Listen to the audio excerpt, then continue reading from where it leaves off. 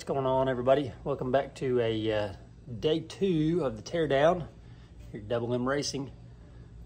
Today's plan is to get the motor drained of fluids, start labeling wires, getting that thing ready to pull out of there. So we got to get all the wire harness and everything out. We got to get the oil coolers off, fuel lines disconnected, everything like that. So stick around and enjoy the journey. Okay, funny enough, this was supposed to be our episode this week, was changing the fluids in the car. We went 3 races and we change our oil every 3 races in the car. So this is underneath your motor. You got a drain plug right there. So we'll unscrew that and let the oil drain out of there. Okay, this is gonna be a 9/16. Will fit on there just fine. That's the wrong direction.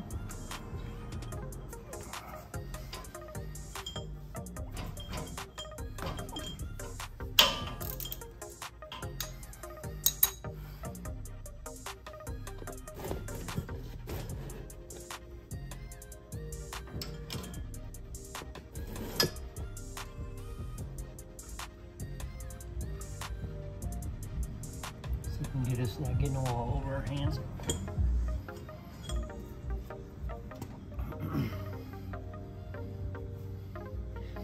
Also, these plugs have a little magnetic tip on them. It gets any metal shavings out. So you just want to clean that off whenever you pull it out. That way you can kind of keep track of what your motor's doing, how many shavings how much metal it's producing every week. Also, I come over here and this is where you put your oil in on the front side of the motor. Loosen that cap up just so everything can breathe through there.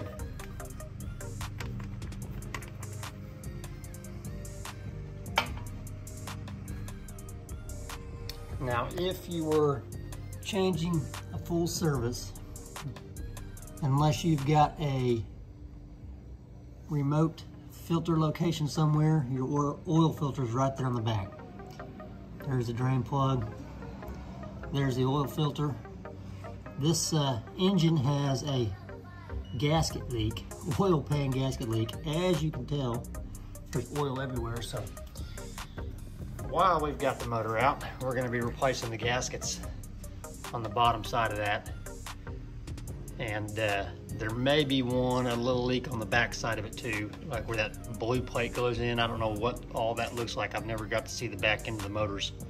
So while we've got it out, we'll be getting that fixed as well. Okay, while I'm waiting for that oil to drain off, I'm gonna start getting this oil cooler and stuff ready to come off of here. It's just got bolts along the top that go down to the frame rail and the nut zerts. At least that's how mine's installed. And these are 10mm bolts. I'm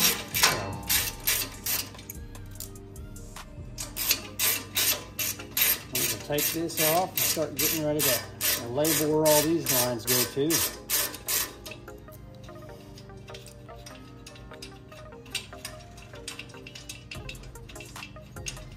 And then you've also got your front scoop, which is this aluminum tray here. It just sits on top of the frame rail, so you shouldn't ever have to mess with that unless you're doing what I'm having to do. But that front scoop scoops air up into your oil cooler, so your oil can stay cool.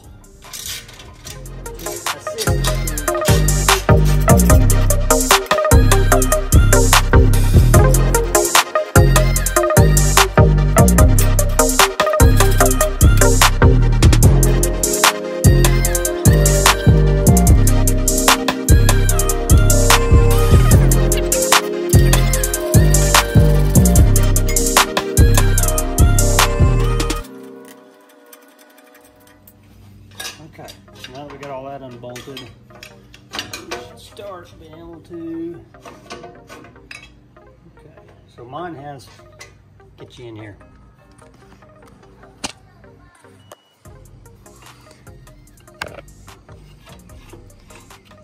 Mine has this fitting right here that goes around that cross member. That's your steering cross member.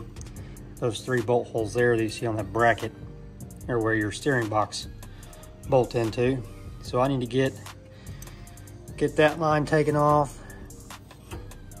That is the bottom line, and it goes around to these 2 fittings on the side of the motor. It's the front one, so the bottom one goes in the front, and the top one on mine goes to that back one. So we'll get those taken off.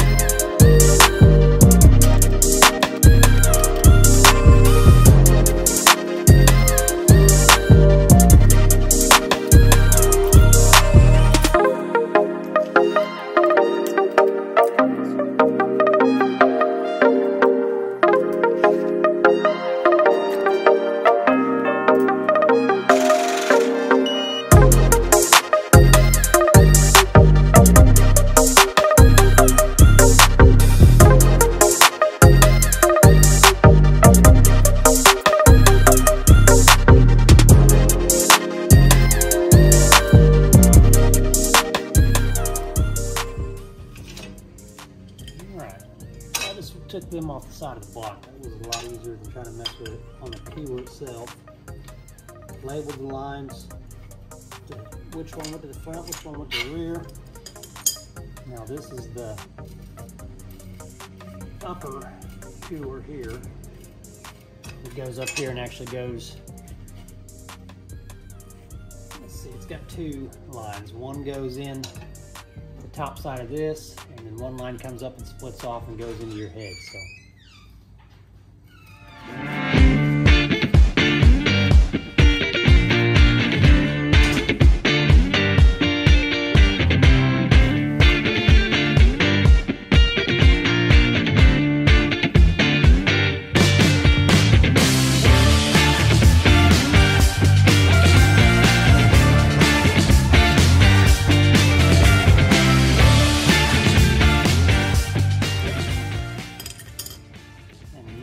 I've never messed with AN fittings before, but none of these are like just hammered down tight, so I would imagine they are not supposed to be that tight.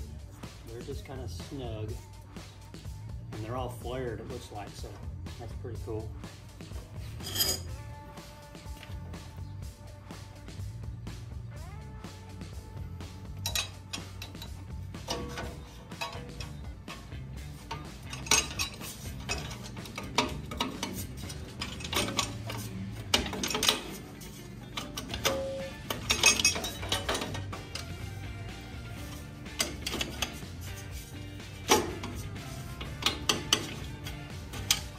This comes out a lot easier when your frame rails ain't bent. There we go.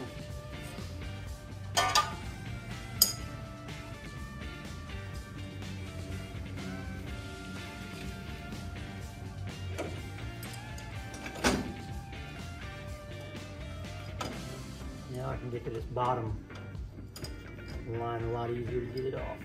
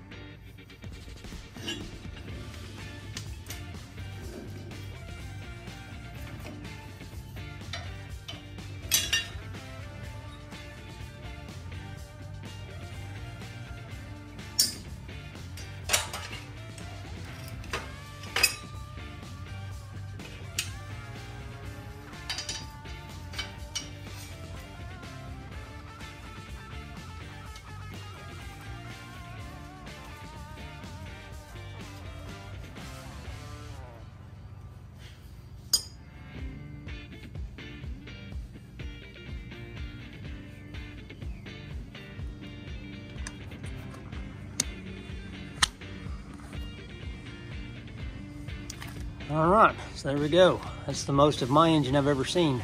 I'm gonna leave this bucket under there because you can tell we're dripping from that fitting there still. So let that all drip out.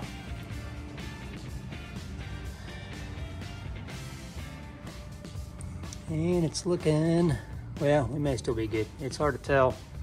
It looks like that bends a little bit coming into the steering arm, but a majority of that bend is right there. You can see that frame rail's dimpled in there pretty good where this paint's peeling off. So hopefully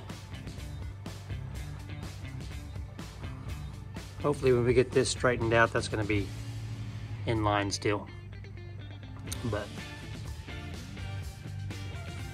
there's also on the front of your engine, and everybody says to check your sight glass when you're filling up your engine oil. Check your sight glass and make sure you know that there's a line there at the top. You can see that line. That's where you're supposed to fill it to. It's like 3 3/4 quarts, 3 3/4 of a quart. So, but you can't see this whenever your oil cooler and everything's on here. You can't see that. So, I don't know why everybody says to check that. Maybe they can see it on their cars. I can't see it on mine. So I just go 3 3/4 of a quart on every oil change, and so far that has been working fine. I would imagine this here, just knowing what I know about motorcycle engines, that's probably your cam inside your engine, because this thing normally sits, it's flipped this way for a motorcycle. So your shifter would be where it is on the back of this engine. So this is probably your cam gears and stuff like that. So, all right, we'll let that drain out and then start on wiring. Okay, that oil's finally done draining out. Another thing I've been doing here while I'm waiting is going through and labeling everything where they came from. Even though some of these, 2 of these shocks are well, this one's the only usable one, and this one's unusable. But when I get the new ones in, and who knows if these are even remotely close to being in the same spot that they were. We'll figure all that out whenever we put it on get all the heights and stuff measured out to get the frame rail heights, and then get it on the scales. So that'll be at a later date. But I want to make sure to get the springs and stuff is the most important. Back to where I had them at, on the corners that I had them, because I liked the way the car handled, so I'm sure it was set up that way for a reason. So anywho, I'm getting those labeled, getting my rotors and stuff labeled so I can start cleaning up a little bit. So you can tell, I mean, it's just got piles everywhere around the car. So I'm getting everything where I can start condensing it into one bigger pile. I labeled my lines on the oil cooler where they came from on the block, just so I don't forget this stuff later on, because who knows how long it'll take to get all this back together. So whenever I do start putting it back together, I will have everything labeled and know where it goes. Here's what it looks like behind most of your dashes. You'll have your fiberglass comes around here. Of course, the hood goes up here. Hopefully yours isn't as bird nested as mine is. I'm pretty OCD, and this is the way I bought it. Only thing I've wired in is this tack right here. Everything else was like this, so that'll all be getting corrected and made to look nicer. So what I'm going to start doing is getting all the zip ties cut everywhere, tracing wires, just labeling everything, taking pictures of your friend. Heck, taking these videos of your friend. You can come through and look through at your video. Even if you're not a YouTuber or you're putting stuff on YouTube, make a video explaining stuff that you're seeing, and then you can come back to your video later on, and when you're wiring everything back up, and remember where stuff goes. So that's what we're going to start now. I'll put you guys on a time lapse for this, because this is not exciting stuff, and I'll get all this stuff hammered out.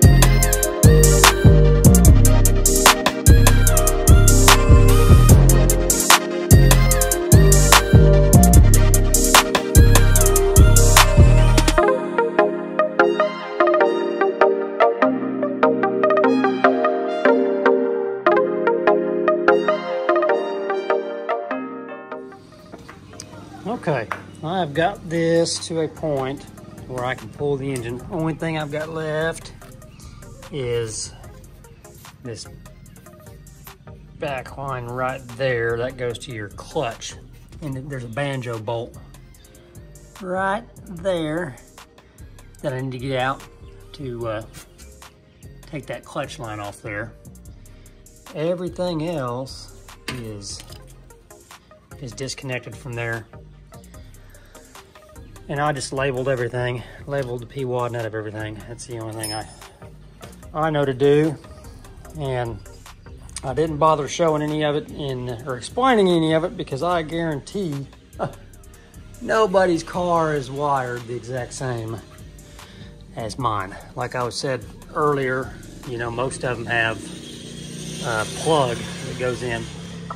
But I got all the lines that came back here taken out. I just left the starter solenoid hooked up to the wires it was in, so when I get the new starter solenoid in, I'll just know exactly where those go. And then labeled my fuel pump line, labeled my fuel pump line that came back.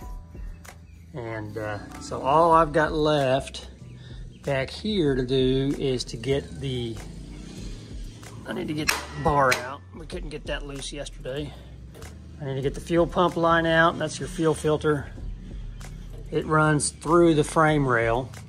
I drained it a little while ago. There's your fuel pump. I need to get that off. And then we'll be ready to yank this motor out of here. Of course, you ain't got to have all those lines off to get the motor out. All you got to do is get all your electrical coming from the cab forward disconnected, and yours will most likely be one big plug you just pull out there, and all the wires are to the back side of that plug.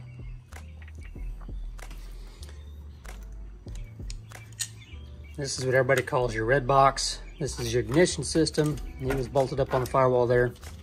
That is what sends all your spark to the engine, or it's what tells the engine when to fire, and then these, it sends the message to these, and these shoot the spark in. So in case you were wondering what the red box is, and once I get the motor out, you hear people talking about a blue plate. That's back here. That's what it also goes into it's a timing deal. That's your kind of like a distributor, I guess you would call it, on these motorcycle engines. So I'll show you that when we get the motor pulled out of here.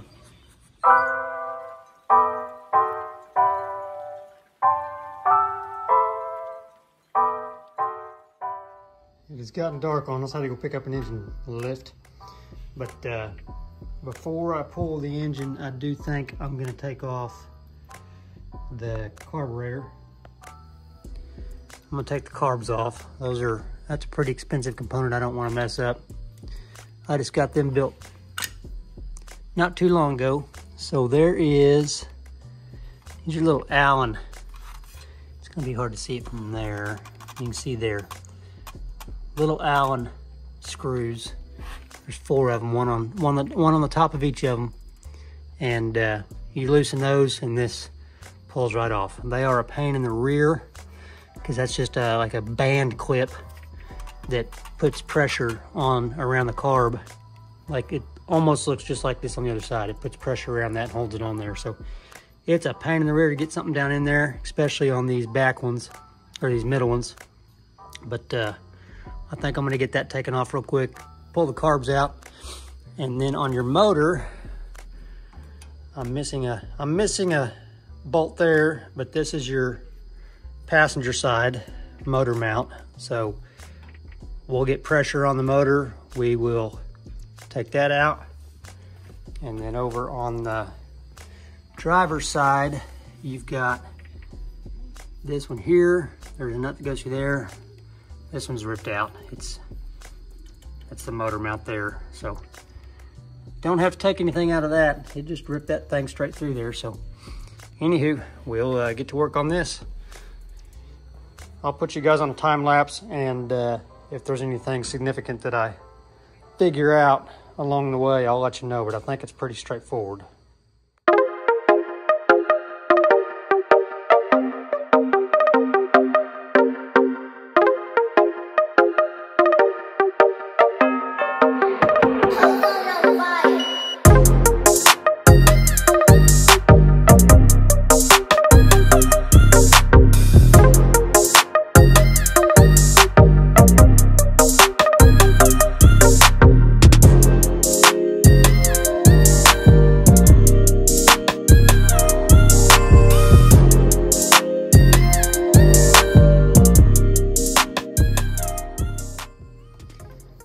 Okay, I did forget one thing.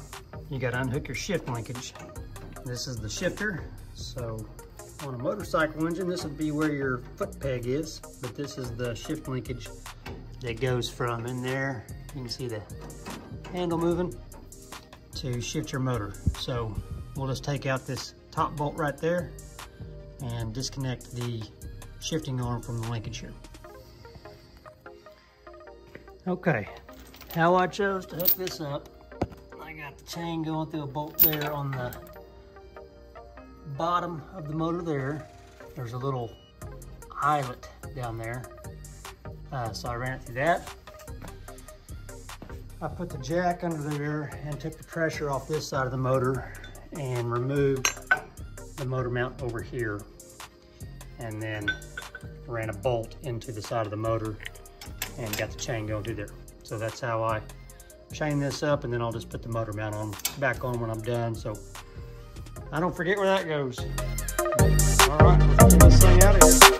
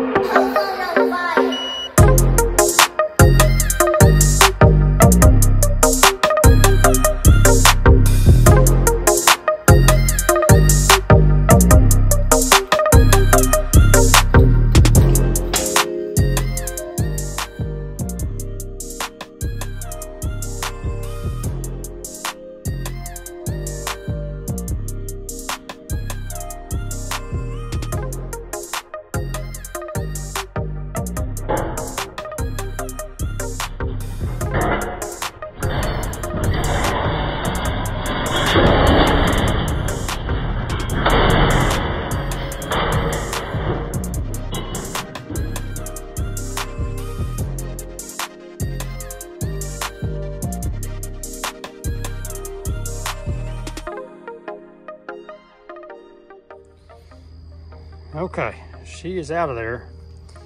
Had to cut away because, as you've seen, the car slid off its jack stands. And my buddies warned me I've only got one jack stand in the rear because for some reason I've only got 3 jack stands. They told me to make sure to get a 4th one over there. I did not have a 4th one, so when I was pulling the motor out, the car slid over sideways, so I had to cut away there and finish pulling the engine with the car sideways and get my daughter out here to help me get this thing back up on the stand. So don't do that. Make sure you got 4 jack stands, but she is out. Back here, you can see this is what they call the blue plate. That's your timing. It's got a gauge there where they adjust the timing at. And most of the time, I don't know why this one doesn't have it. I may go ahead and get one for it while I've got it out and I'm getting this engine all cleaned up. But there's a cover that you can put over this that keeps dirt and debris from getting in there. I mean, it's never caused an issue or anything, but I will probably go ahead and get that cover put on there and get that protected. Then there is your alternator. That's the back side of your alternator, and your starter is right there. So I'm gonna find a place. I'm gonna get everything cleaned up here. The garage is a mess. You can see all the fluids on the ground. I've got shavings everywhere, zip ties, cut zip ties everywhere. I have started, there's the broken bars pile. I've started getting all my body nuts. You know, there's the gear that goes to the gear, holds the gear to the rear end housing. Just getting all the bolts and Ziploc bags, getting them labeled up, and then she'll be ready to go. All I've got to do now is get the seat out, take this steering shaft out, and we can probably see this a lot better now. And you can see how that is just bent straight sideways. This usually comes straight down, and this part goes underneath your motor here. So that is bent all get out, so we'll get that out of there. Get the steering shaft out, get the seat out. I'm gonna leave the brake lines in place. Mine has hard line into braided. The braid goes out to the calipers. So I'm gonna leave that hard line in place and just zip tie it to the inside of the frame up here in the front. And then the rear, it goes to a splitter back there. So because I'm replacing the brake master cylinder, I'm replacing the clutch master cylinder. Both of those had a leak in them prior. It's even worse now, of course. But while I've got everything off and apart, I'm gonna go ahead and get that replaced. The clutch master cylinder is this. I just went ahead and took it off. That banjo bolt it will be easier to take off out here than it was inside there. So that's how I'm gonna do that. So I'll get you set up and you can watch me get all that stuff taken out and start getting stuff cleaned up. And if I find anything too crazy, I'll come grab you and explain it. Also, I've been going through, just a quick note while I'm doing everything. I mean, I'm putting all my bolts back where I got them from. And my plan is just to leave them there. That way I know where everything goes. We'll tighten them up before we ship it off. That way I know where everything goes. I don't lose anything. You know, we'll get the rear bumper taken off before we ship it off. And anywho, just figured I would show you that little process I've been doing. All right, here we go.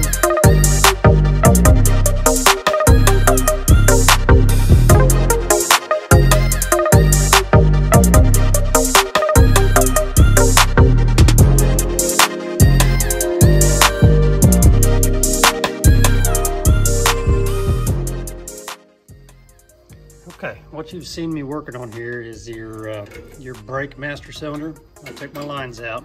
I'm gonna leave them on the car. I'm not gonna take them out and try to remember where all that stuff goes. But if you ever have to change this out, this is kind of a common part that'll wear out over time. You just take your lines off there, and then on the inside, you've got a bolt there and a bolt on the other side, and then this part here connects to your pedal. This whole assembly comes with the new brake master cylinder. So just take your bolt out there from your pedal, pull that off, put your nut back on to keep it where it's at, and pull this whole assembly out, and then your brake master cylinder will come off there. So that's what I'm taking off now. I'm thinking this stuff's all welded on here. I don't know how this steering shaft all works, but it's welded right. It's kind of hard to see. It's welded on there. It's welded up above there. You can see the bend there. So I think what I'm gonna have to do is get my Sawzall and try to cut right there. I'm gonna have to put a whole new steering shaft in this thing. So I'm gonna have to cut this thing out of here to get this steering shaft out. So that'll be fun. I'm sure this stuff is really easy to cut through with the Sawzall.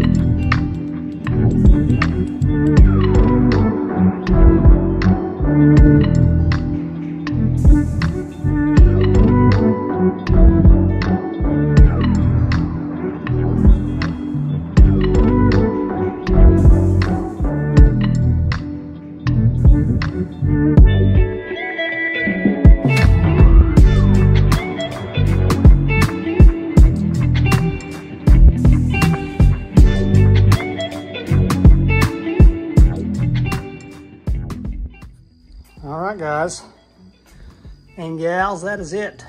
We're down to a bare chassis. I went ahead and left that fuel line that runs from back here to up front in. It runs through part of the frame rails to keep it protected. But everything is out. So this thing's gonna get a deep clean. You can see where that oil pan leak just shoots a crazy amount of oil back there. So I'm gonna get this all cleaned up before I send it over to the frame to get the frame work done on it. And you guys will get to go along on that journey as well. Because we're gonna take it over to the shop and do it. So I'll bring you guys along with so you can see how we fix this front and rear frame horns and scab in that piece back there in the middle that got dented in.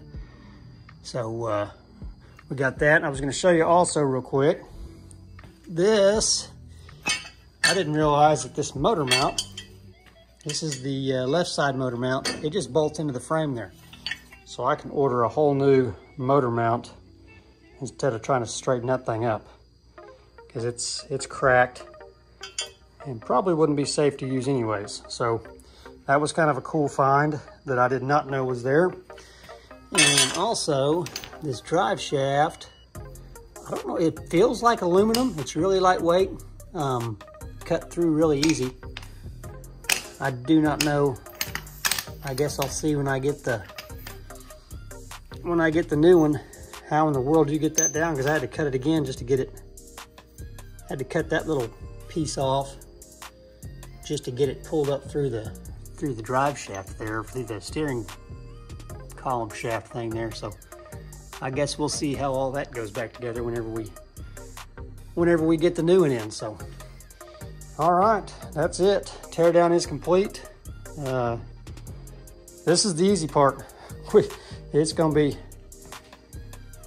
hard getting all this stuff back together. I've got a pile of parts going. My garage is stacked so full between my side business and race car stuff. I need to build me a shop one of these days. But anywho, there's all the there's all the stack of old and broken parts there and there. And I've got some on the trailer. The really bad stuff's out on the trailer that's not going to be reusable. And so I'm going to get everything cleaned up so I can get the wife's car back in here. And we'll start rebuilding this thing piece by piece. Thanks for watching, guys.